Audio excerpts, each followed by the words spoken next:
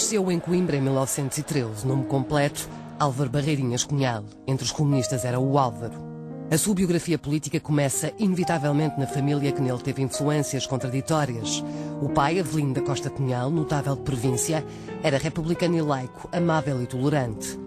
Nunca foi do PCP, mas combateu sempre a ditadura. Chegou a estar preso quando o seu filho se encontrava já na clandestinidade.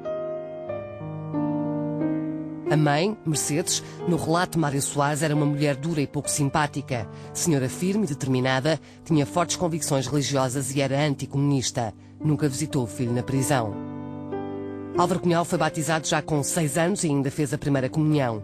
Cedo, porém, escreve Pacheco Pereira, trocou a fé em Deus pela fé na história, ou mais precisamente pela fé inquebrantável no comunismo. Álvaro Cunhal tinha 11 anos quando a sua família se mudou para Lisboa. O seu interesse pela política começou no liceu, onde foi um aluno irregular. Estudou primeiro no Pedro Nunes e depois no Liceu Camões. Teve uma média final de 13 valores e um surpreendente medíocre desenho. Mesmo assim, as suas preferências eram já nessa altura evidentes. Teve boas notas a filosofia e a português. Foi nos anos 30 que Álvaro Cunhal decidiu seguir as pisadas do pai e entrou para a Faculdade de Direito de Lisboa.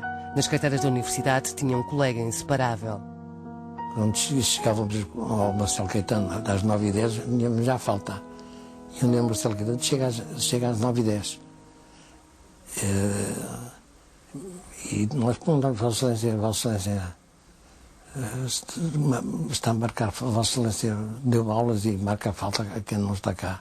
Mas não pode ser, Sr. Doutor. Como vai adotar essa regra e nós não dizemos nada, nem que o senhor falta quando vem atrasado, nós vamos embora. Não estamos na aula, espero que o senhor não nos marque falta. E ele? E ele não marcou, claro, esse dia, mas tinham de ser assinados. São memórias que Manuel da Palma Carlos guardou com carinho durante muitos anos. Os bilhetes enviados à socapa, os livros de direito emprestados, a correspondência trocada.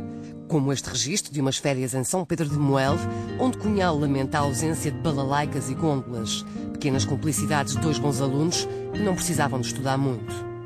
Ele era tudo muito arrogado sobre as matérias que caía, compreende? Puxava sempre, desafiava os professores. Mesmo que a pergunta fosse outra, ele era suficientemente inteligente para levar a discussão e passava imediatamente para o tema que ele queria, sobre aquele que queria ser tão arrogado. Na faculdade, Álvaro Cunhal foi um aluno brilhante. Acabou o curso quando estava preso no Aljube depois de várias interrupções. Em 1940, escolheu o tema do aborto para a sua tese de licenciatura. Um livro que foi reeditado 58 anos depois, na altura do referendo sobre a interrupção voluntária da gravidez. Foi com esta tese de licenciatura que conseguiu a brilhante classificação de 16 valores, perante um júri de que faziam parte Paulo Cunha, Cavaleiro Ferreira e Marcelo Caetano.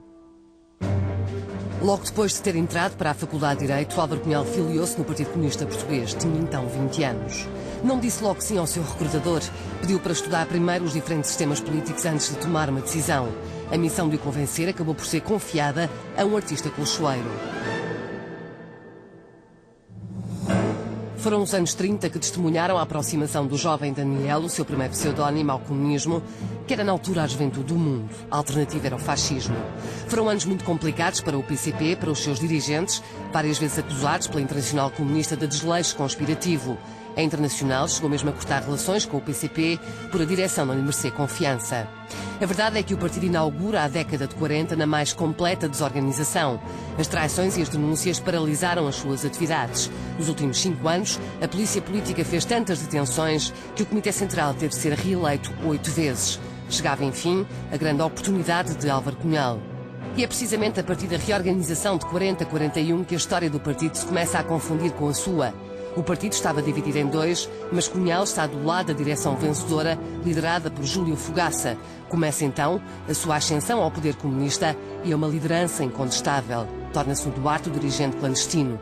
Na visão do biógrafo, afirma-se o homem determinado que procura e obtém a felicidade através da coerência. Exige tanto dos outros quanto de si próprio. O Dr. Álvaro Cunhal, enquanto dirigente do Partido Comunista, conjuntamente com os outros, geria pessoas em situação de risco. E o Dr. Álvaro Cunhal lança sobre elas um olhar que é interessante, que é, ele olha não propriamente para as suas qualidades, mas para as suas fraquezas. Ele percebe que numa situação desse género, o que é importante é perceber as fraquezas dos homens. Aos poucos, Cunhal ganha autoridade, mas não sem confronto. Nos anos 40, ele tem que defrontar vários momentos muito duros de contestação à sua direção, o mais importante dos quais veio a ser conhecido como a chamada política de transição. Há aqui duas personagens que são chaves, que é Júlio Fogaça e Álvaro Cunhal. Os dois únicos intelectuais que dirigiram o PCP. De onde está um, não está o outro. E, na realidade, eles competem. Evidentemente que é simplista reduzir o conflito entre os dois a uma luta pelo poder. Mas a verdade é que ambos se confrontam várias vezes na história do partido. E nos anos 40 há um momento, que é o momento da chamada política de transição, em que um grupo de presos que vem do Tarrafal, dirigido por Júlio Fogaça, contesta a direção do partido, que é essencialmente Cunhal, José Gregório e Manuel Guedes. E essa contestação é duríssima. O que mostra também que estas pessoas, mesmo os dirigentes operários, eram gente que, com princípio, meio e fim. Quer dizer, não há, o Cunhal não preside, para já não preside, não é? Mas não está à frente de uma direção de yes men, de gente que está naquilo há muito tempo, que tem identidade própria, que tem caráter, que são revolucionários profissionais há muitos anos, já viveram muito, gente que já conheceu situações de risco de morte, gente que já decidiu sobre a vida e morte de terceiros. É um grupo dirigente complicado, que não tem nada parecido com os políticos de hoje. Nesse confronto nem sempre se falava de política. Aquela fase da reorganização é muito feita de ataques pessoais. Aliás, praticamente não tem política. A política só chega mais tarde. É ataques pessoais de pessoas com pessoas que atingiram níveis de completamente inimagináveis, do género com os nomes das pessoas, dizer o Sr. X fez prostituição em Espanha, o Sr. Y roubou o dinheiro da Caixa dos Operários, o Sr. Z vendia wolframio aos alemães, o Sr. Portanto, foi uma luta muito dura, em que os ataques pessoais predominavam. Havia uma grande questão política que nos anos 40 terá dividido estes homens. Tratava-se de saber como é que Salazar poderia ser derrubado depois da guerra. No relatório que levou ao segundo Congresso Ilegal do PCP, em 1946, Álvaro Cunhal defendeu que o regime só poderia cair em resultado da conjugação de um golpe militar com uma ação civil. Ou seja, o líder histórico comunista teve razão antes do tempo. Mais precisamente, previu o 25 de abril de 1974, com 28 anos de antecedência. 28 longos e dolorosos anos de luta contra um regime que elegeu os dirigentes do Partido Comunista como uma das suas principais preocupações. Tudo o que faziam a polícia de vigilância vigiava em nome da segurança do Estado. Quem se dedicasse a atividades subversivas, aquelas que punham em causa o regime, pagava caro.